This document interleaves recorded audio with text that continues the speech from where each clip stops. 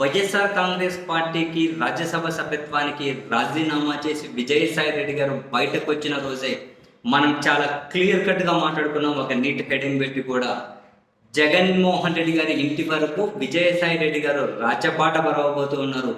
విజయసాయి రెడ్డి గారి భుజం మీద తుపాకీ పెట్టి జగన్మోహన్ రెడ్డి గారిని ట్రిగ్గర్ చేయబోతున్నారు అని చాలా సుస్పష్టంగా మనం మాట్లాడుకున్నాం.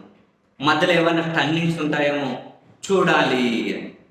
ప్రస్తుతం జరుగుతున్న పరిణామాలు కనుక మనం గమనించిన జస్ట్ రవ్వంత లోతుల్లోకి వెళ్ళి మనం చూసినా కూడా విజయసాయి రెడ్డి గారిని డెఫినెట్లీ ఇప్పటి పాలకపక్షం జగన్మోహన్ రెడ్డి గారి మీద మరికొందరి ప్రముఖుల మీద ఉపయోగించబోతుంది.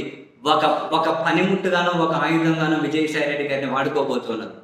ఇప్పుడు జరుగుతున్న పరిణామాలు గమనిస్తే 3 విషయాలు మీరు అబ్జర్వ్ చేయండి. ఫస్ట్ పాయింట్, మద్యం పాలసీకి సంబంధించి 2 మీటింగులు విజయసాయి రెడ్డి గారి ఇంట్లో జరిగాయి. సో మిథున్ రెడ్డి గారు కూడా హాజరయ్యారు అనేది విజయసాయి రెడ్డి గారు చెప్పిన మాట. నిన్న స్థితి విచారణలో మిథున్ రెడ్డి గారు ఏం చెప్పారు?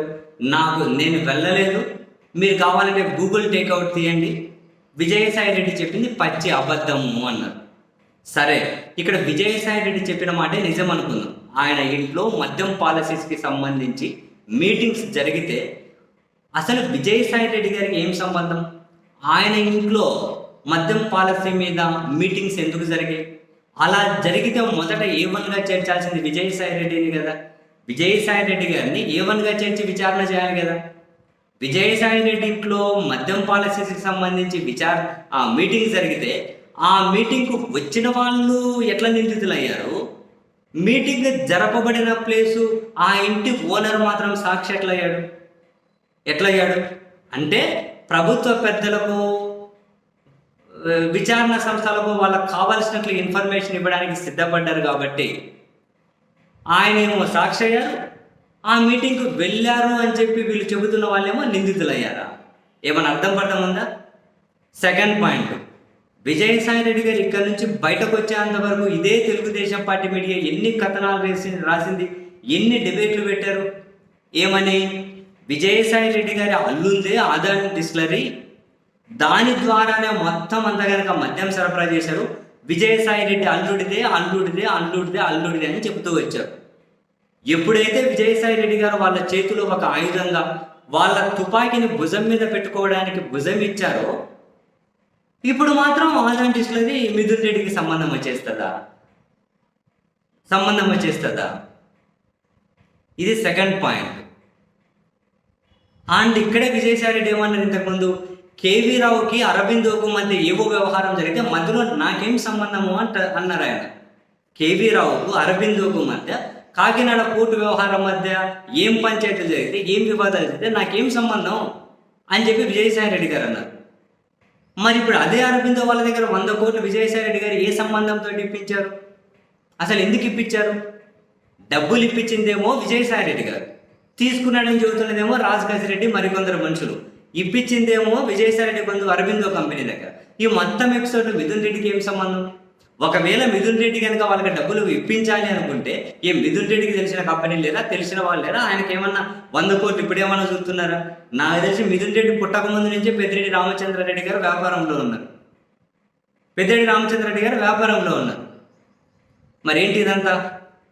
అన్ని అనుమానాస్పదమే కదా. అండ్ ఇక్కడ ఇంకో కీలకమైన విషయం ఏంటి? ఏపీ బెవరేజెస్ మాజీ డైరెక్టర్ వాసుదేవరెడ్డి ఉన్నారు. ఆయన చుట్టూ వీళ్ళు ఎంత పెద్ద తతంగం నడిపించారు, ఎంత పెద్ద కథలు నడిపించారు. ఆయన నిందితుడు, ఆయన అది ఏనిది చెప్పి ఇంత పెద్దగా నడిపించారు కదా.